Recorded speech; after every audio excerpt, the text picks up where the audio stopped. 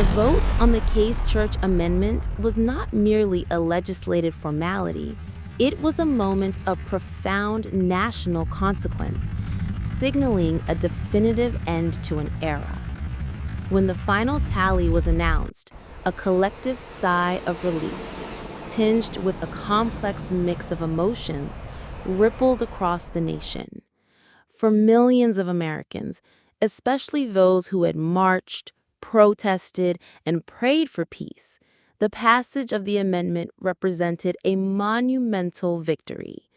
It was the culmination of years of tireless activism, a validation of their moral objections to the war, and the promise of their loved ones finally coming home.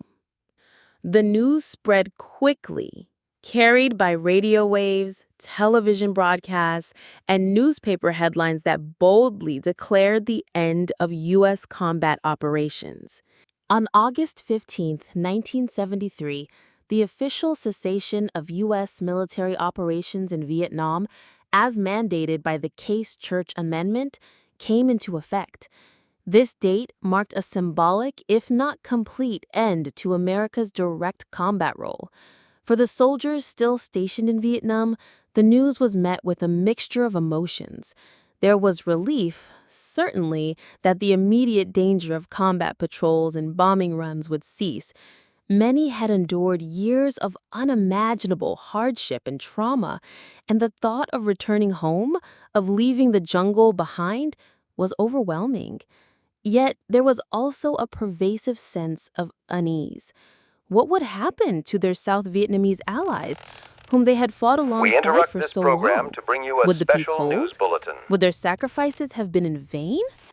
The questions lingered, heavy in the humid air of Southeast Asia. Back home, families of servicemen held their breath. For those with sons, husbands, or fathers still in harm's way, the news brought a wave of desperate hope. Yellow ribbons, already a nascent symbol of remembrance and longing, began to appear on trees and lampposts, signaling a collective anticipation of homecoming. However, the emotional landscape was far from uniform. While many celebrated, others felt a deep sense of betrayal and anger. To them, the amendment represented an abandonment of South Vietnam, a withdrawal that would inevitably lead to its collapse. They argued that America was leaving its allies in the lurch, sacrificing hard-won gains, and dishonoring the memory of those who had fallen. This faction, though diminishing in vocal power, remained steadfast in their belief that the war should have been fought to a decisive victory. The immediate aftermath of August 15th was characterized by a quiet, almost surreal transition. American military bases in Vietnam, once bustling hubs of activity, began their final stages of drawdown. Airfields grew quieter, the roar of jet engines and helicopters replaced by the hum of maintenance crews packing up equipment.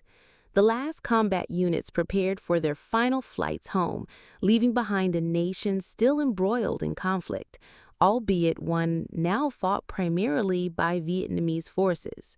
The feeling was not one of triumphant victory, but of weary retreat.